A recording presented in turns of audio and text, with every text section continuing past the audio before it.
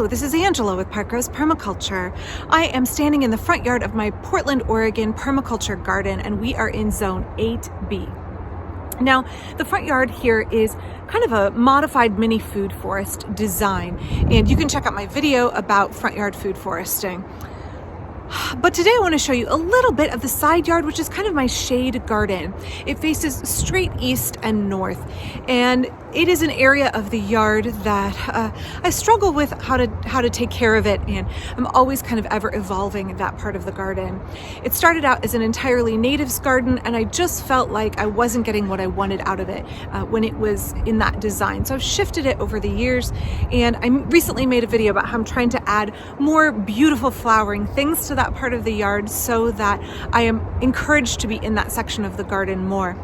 I want to show you today what that part of the yard looks like right now in late November. It's not pretty, but it is an area of the garden that I'm working on and improving. And I want to show you what the paths look like. We've just worked on putting down a bunch of mulch, and I'm not done, but I think it's really important to talk about what kinds of yard chores, what kinds of garden work, what kinds of permaculture maintenance I'm doing this time of year.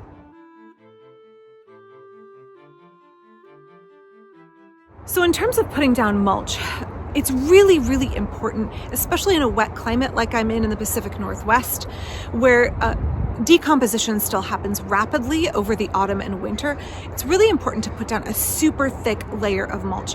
You may spend hours spreading 2 inches of wood chips only to find that by the next spring, it's broken down quite a lot. And by a year from now, you have almost no wood chips left at all in your back down to a dirt path. So I would really encourage you, if you are mulching your paths here and you live in a similar climate to me, consider at least 4 inches of mulch, at least 4 inches of wood chips. It will get compacted as you walk along it, as you use your wheelbarrow along it.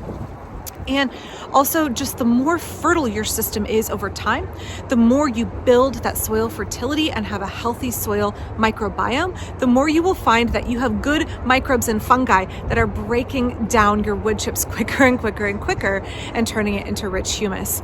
So the process of decomposition of those wood chips, I have found, has accelerated over time, and I actually need to reapply them more often. So let me show you what it looks like back in this part of the garden.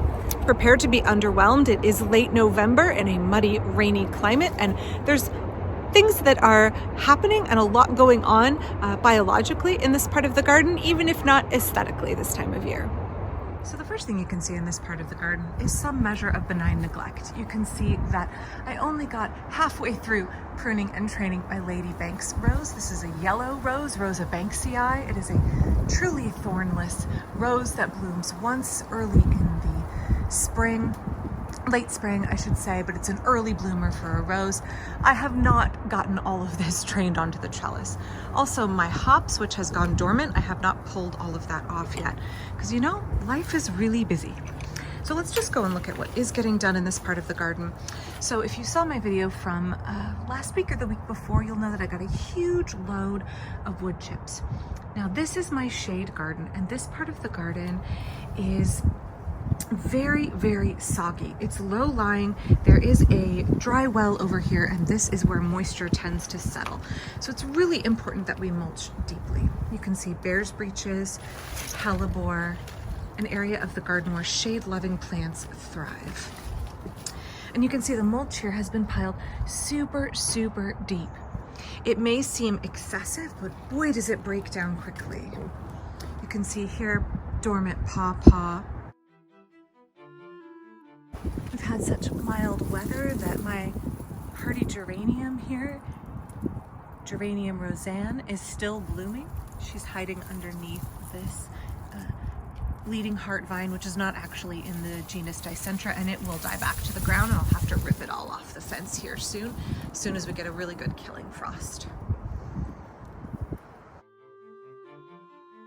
You can see this part of the garden, I have quite a bit of natives. This originally started out as an all natives garden, so there's salal here, which I know lots of folks have a hard time getting this going. I find it spreads easily.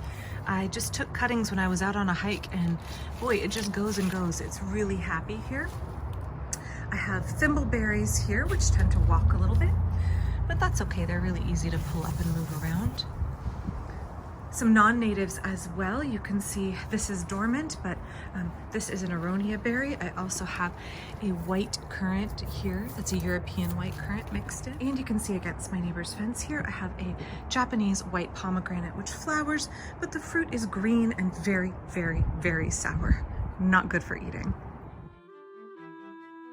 So if you're thinking about mulching this time of year, I cannot overemphasize, pile it up really thick. We're looking at probably 4 inches of mulch here. All of the wood chips just mixed in, pine needles, whatever content is in the pile, that's what goes in the path. And it breaks down very quickly, particularly here in the Pacific Northwest, where it rains a lot in the winter. And we just get really rapid decomposition of our paths. You can see here a little bit of native strawberry. So you can see as I go through here and dump the piles, you can see the wheelbarrow loads here.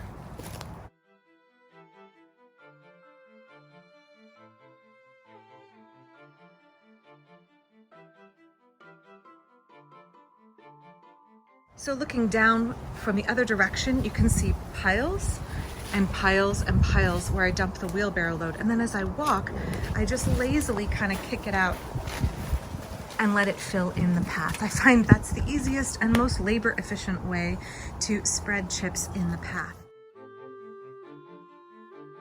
So I just want to dump a half a wheelbarrow at a time and then just kick it around and let it fill in the path.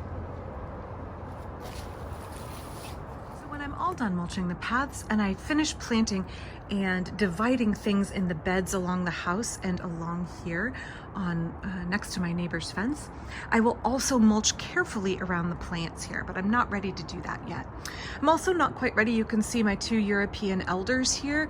They get quite large. They're very, very happy in this space and they will need a heavy pruning, but not quite yet. I tend to do those projects after Christmas.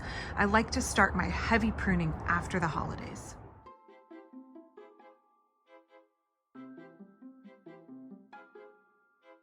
So thank you for watching. I hope you enjoyed this video and you got something out of it. It is very windy and my hair keeps getting blown everywhere.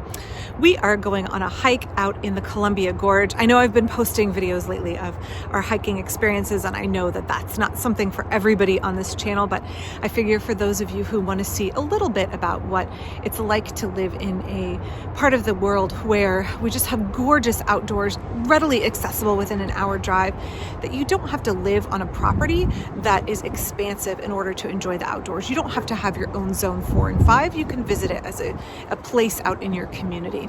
So anyway, we're off for our hike. We are going to Horsetail Falls today, and I will be back soon. Please check out my Patreon down in the description if you're interested in supporting this channel. Thanks.